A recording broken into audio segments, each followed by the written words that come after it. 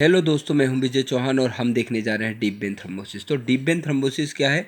यह एक acute thrombosis है जो कि डीप वेन में होती है। ठीक, थ्रोम्बोसिस कैसे होती है तो ब्रिचो ट्रायड से हम समझते हैं। जैसे कि सबसे पहले क्या होती है, एंडोथेलियम की इंजरी होती है। एंडोथेलियम में इसकी इंजरी हो जाएगी, तो इसकी इंजरी होने के साथ कारण जो ब्लड है उसकी स्ट्रेसिस होने लगेगी, तो वो धीरे सर्कुलेट होगा। उसके कारण क्या होगी, यहाँ पे इंक्रीज हो जाएगी, हाइपर कोगुलेबल स्टेट हो जाएगी, जिसके कारण थ्रोम्बस का फॉर्मेशन हो जाएगा। ठीक है, तो डीप वेन थ्रोम्बोसिस बहुत ज़्यादा कॉमन है वेस्टर्न कंट्री में।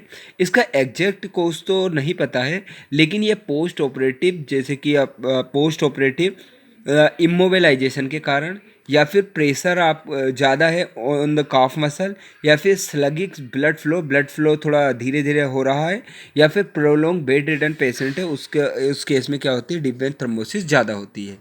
ठीक है, अब हम देखने जा रहे हैं causes of deep vein thrombosis. तो डीप वेन थ्रोम्बोसिस कब ज़्यादा होती है, तो उसको कारण निमोनिक थ्रोम्बोसिस से याद कर सकते हैं। तो थ्रोम्बोसिस में टी बोले तो ट्रोमा किसका, बेसस बाल का ट्रोमा। एज बोले तो हार्मोन में क्या इंक्रीज हो गई, हाइपरकोगुलेबिलिटी। रोड ट्रैफिक एक्सीडेंट, ऑपरेशन जैसे कि कोलेसिस्टेक्टोमी। मेलिग्नेंसी के कारण क्या हो जाएगा, स्लगिस हो जाएगा ब्लड फ्लो।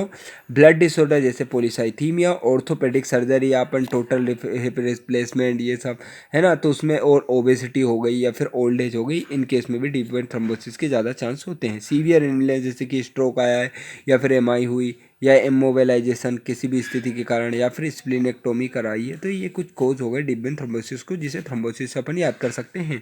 अब हम क्लिनिकल फीचर देखेंगे। तो पर्सन को जैसे कि डीप वेन थ्रोम्बोसिस है, तो उसका क्या, जैसे कि ये राइट वाले में डीवीटी का केस है, तो इसमें क्या हो जाएगा, ये लिम्ब स्वेलन बोले तो सूज गया है। ठीक है, एडिमा मिलेगा, एरिथमा मिलेगा, या फिर dilated when of the leg मिलेगी आपको।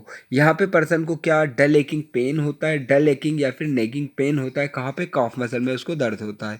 सुपरफिशियल ब्लेब इन द स्किन, जैसे कि आपको सुपरफिशियल ब्लेब भी मिल सकते हैं। ठीक है, लो ग्रेड का फीवर रहेगा पर्सन को, लो ग्रेड का फीवर रहेगा विथ इंक्रीज पल्स रेट।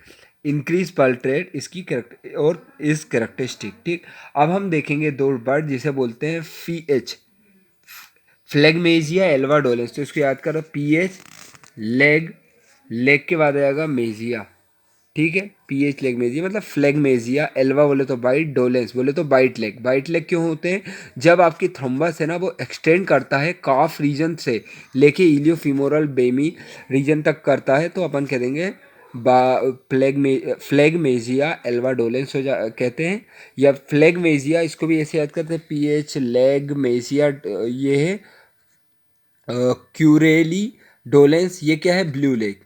ये loss of superficial tissue of the toes, toes के सुपरफिशियल टिश्यू का इसमें लॉस हो जाता है, टो के। ठीक है, अब हम देखेंगे साइन। साइन क्या मिलते हैं, ये जैसे कि होमन टेस्ट और मोजेस टेस्ट वैसे किए नहीं जाते हैं। क्यों, क्योंकि जो आपका ब्लड क्लोट, ये थ्रोम्बस बना हुआ है, ये एम्बोलाई में कन्वर्ट हो सकता है, और पल्मोनरी कैपिलरीज में या फिर पल्मोनरी सर्कुलेशन में ज़्यादा है, इसलिए अपन नहीं करते हैं। ठीक है, होमन टेस्ट में क्या होता है, ये है आपका लेग, इसमें अगर अपन फुट का डोर्सी फ्लेक्शन करते हैं, डोर्सी फ्लेक्शन करते हैं तो काफ मसल में दर्द होगा।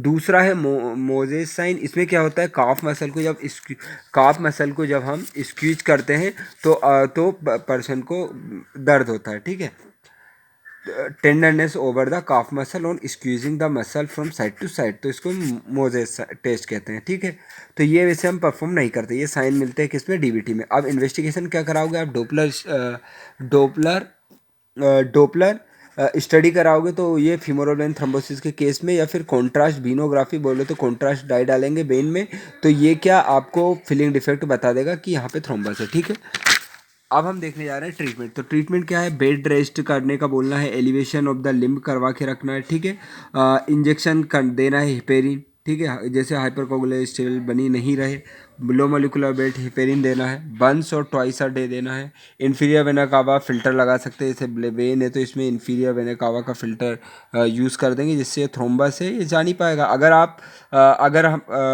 लाइटिक बेयर in lytic therapy is contraindicated, वहाँ पे ऐसा करोगे है ना, आईवीसी में आप फिल्टर यूज़ करोगे, ये फिल्टर हो जाएगा अपना, इससे थ्रोम्बस है वो इसमें उलझ जाएगा। Surgery is not done regularly, नहीं की जाती, लेकिन पाल्मा ऑपरेशन और में हुस्नी ऑपरेशन किया जाता है। ठीक है, कॉम्प्लिकेशन क्या है डीबीटी की? तो परमानेंट एडिमा हो सकता है, पल्मोनरी एम्बोलिज्म हो सकता है, सेकेंडरी वेरिकोसिटी या फिर नॉन हलिंग अल्सर हो सकते हैं। प्रोफाइल एक्सिस ऑफ डीबीटी क्या है? तो ओबिसिटी है तो उसको कम करो, एक्सरसाइज करो before surgery, advice exercise before surgery, low dose heparin दे रहा है आपको, इंटरमीडिएट न्यूमेटिक कंप्रेशन करना है, न्यूमेटिक कंप्रेशन करना है आपको। ठीक है, इंटरमीडिएट कंप्रेशन करना है इसका। ठीक है, डेक्सट्रंस देना है 40 inhibit sludging of red blood slow and platelet के एग्रीवेशन। एस्प्रिन दे सकते हो आप। Early mobilisation, walking, adequate hydration, low molecular weight heparin decrease the chance of bleeding. ठीक है, तो ये हमने देख लिया डीवीटी। Thank you.